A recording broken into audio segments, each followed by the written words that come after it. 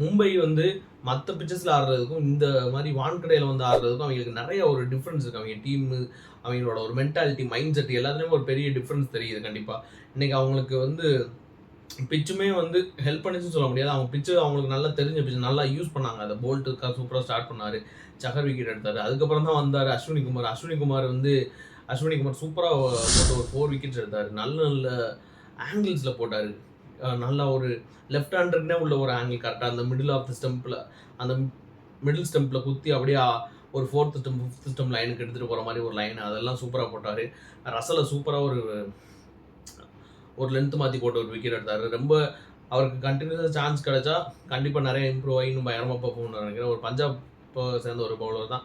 இதுக்கு முன்னாடி அவர் IPL already எடுத்திருக்காங்க, ஆனால் ஆடலை. இதுதான் அவருக்கு டெபியூ மேட்ச் ஆக்சுவலாக. ஸோ மறுபடியும் மீண்டும் ஒரு மும்பையோட ஒரு டேலண்ட் ஸ்கோருக்கு கண்டிப்பாக ஒரு பெரிய அப்ரிசியேஷன் கொடுத்தாகணும். மற்றபடி ஹர்திக் பாண்டியா நம்ம சொன்ன மாதிரி நிறையா அதாவது பவுலிங் சேஞ்சாக இருக்கட்டும், ஃபீல்டிங்காக இருக்கட்டும், எல்லாமே சூப்பராக பண்ணார். இதில் ஒரே ஒரு வருத்தம் எனக்கு என்ன அப்படின்னா, அன்றைக்கி வந்து ராபின் மின்ஸை உட்கார வச்சிட்டாங்க. நான் வந்து சொல்லிட்டு அந்த ராபின் மின்ஸை உட்கார வைக்கக்கூடாது, ஒரு ரொம்ப நல்ல பிளேயர் அப்படின்னு சொல்லிட்டு. ஆனால் வந்து அவங்களே சொல்லியிருந்தாங்க ஆக்ஷன் முடிஞ்சதுக்கப்புறமா ராபின் மின்ஸை தான் நாங்கள் எடுக்கணும் ரொம்ப எதிர்பார்த்தோம் அப்படின்னு சொல்லிட்டு. பட் வந்து அன்ஃபார்ச்சுனேட்லி நீங்கள் ட்ராப் பண்ணிட்டாங்க.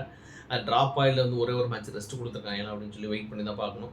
கண்டிப்பாக அடுத்த மேட்ச்சில் ராபின் மின்ஸ்க்கு இன்னொரு 2 சான்ஸாவது ராபின் மின்ஸ்க்கு கொடுத்து பார்க்கணும்.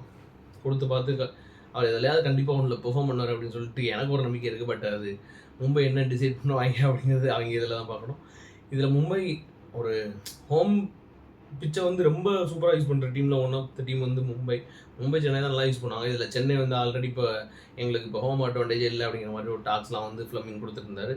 பட் ஸ்டில் மும்பை மாதிரி அவங்க பிச்சை வந்து கரெக்டாக ரீட் பண்ணுற டீம்ஸ் வந்து ரொம்ப ரொம்ப ரேர் ஐபிஎல்ல. அதை யூஸ் பண்ணி அவங்க இந்த வருஷம் மறுபடியும் பிளே ஆஃப் போவாங்களா, இல்லை மீண்டும் அவே கேம்ஸில் எல்லாம் வரிசையாக தோற்று வெளியே போயிடுவாங்களா அப்படிங்கிறத கமெண்ட்டில் சொல்லுங்கள்.